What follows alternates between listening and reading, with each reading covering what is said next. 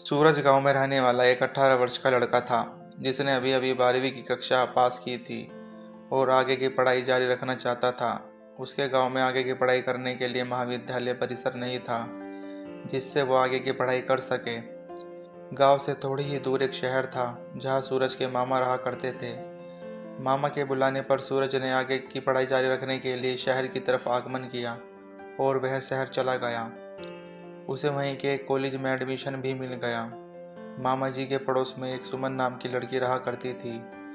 एक रोज सुबह सुबह सूरज कॉलेज जाने के लिए तैयार हो रहा था, तभी एक मधुर आवाज़ सूरज के कानों में पड़ी।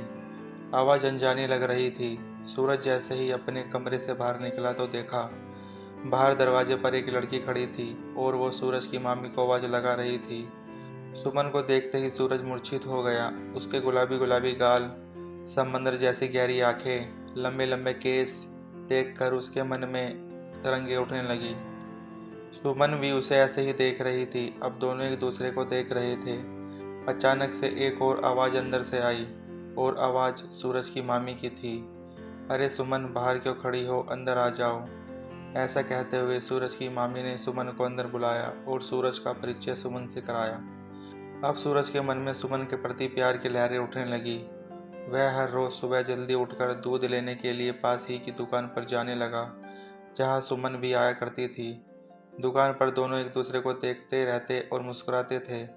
सूरज सुमन से बातें करना चाहता था पर सूरज की बोलने की हिम्मत नहीं होती थी। रविवार का दिन था और सूरज आराम से सो रहा था। तभी मामी ने आवाज़ लगाई, सूरज सूरज। हाँ मामी जी, सूरज ने कहा। बेटा, सुमन के घर का नल खराब हो गया है और उसके मम्मी पापा भी घर पर नहीं हैं। तुम उसके घर जाकर सुमन के नल रिपेयर करने में मदद कर दो। सूरज के मन ही मन लड्डू फूट रहे थे और वह सुमन के घर चला गया। नल रिपेयर होने के बाद सुमन ने सूरज को चाय पिलाई और उन दोनों के बीच अब बातों का सिलसिला शुरू हो गया।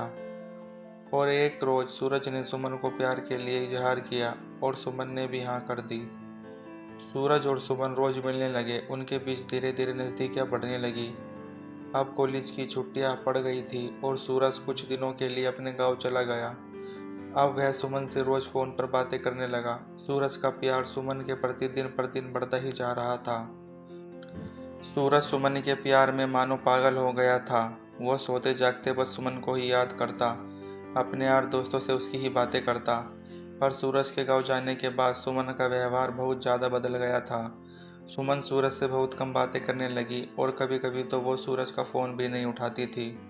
और कुछ दिन बाद सूरज ने जब सुमन को फ़ोन किया तो उसका फ़ोन व्यस्त जाने लगा। जब भी सूरज सुमन को फ़ोन लगाए तभी फ़ोन व्यस्त बताता और सूरज के पूछे जाने पर सुमन बहाने लगाती। एक महीने तक बस ऐसे ही सिलसिला चलता रहा और सूरज के कॉलेज की छुट्टियां भी समाप्त हो गई थी। अब सूरज दोबारा से मामा के घर शहर आ गया। शहर आए हुए सूरज को अब 3 दिन हो चुके थे, पर अभी तक उसने सुमन का चेहरा तक नहीं देखा था और ना ही सुमन का फ़ोन लग रहा था। सूरज पर रहा नहीं गया और उसने अपनी मामी जी से पूछ ही लिया, मामी बहुत दिन हो गए हैं, सुमन नज़र नहीं आ रही। मामी ने फिर सूरज को सुमन की सारी कहानी सुनाई और बोला कि 2 हफ्ते पहले सुमन ने किसी लड़के के साथ भागकर शादी कर ली है। यह बात सुनकर सूरज हक्का बक्का रह गया, मानो जैसे उसके ऊपर पूरा पहाड़ गिर गया हो और वह अपने कमरे में जाकर फूट फूट कर रोने लगा। सुमन के बिना सूरज का बहुत बुरा हाल था। वह सुमन को अपने दिल और दिमाग दोनों में बसा चुका था। सूरज ना तो खाना खाता था और ना ही रात को सोता था। सुमन के प्रति उसकी मोहब्बत बहुत गहरी हो चुकी थी। जितना वो सुमन को बुलाने की कोशिश करता वो उसको उतना ही याद आती। अब सूरज ने पढ़ाई भी छोड़ दी थी और वह अपने गांव वापस लौट आया। कुछ महीने यूं ही रोते तड़पते बीत गए थे और एक रोज अचानक से सूरज के फ़ोन की घंटी बजी।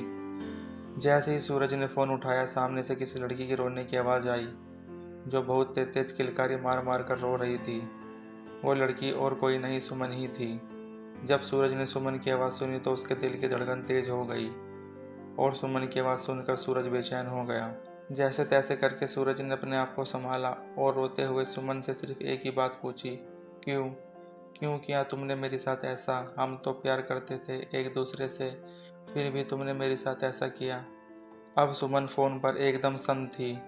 वह सूरज के किसी भी जवाब का उत्तर देने में असमर्थ थी। बस आखिरी में सुमन एक ही बात बोलती है, सूरज, जैसे मैंने तुम्हारे साथ किया वैसा ही मेरे साथ हो गया, और कह कर तेज तेज रोने लगती है। यह बात सुनकर सूरज थोड़ी देर चुप हो जाता है और अगले ही पल तेज तेज हंसने लगता है, मानो जैसे उसके मन की इच्छा पूरी हो गई हो।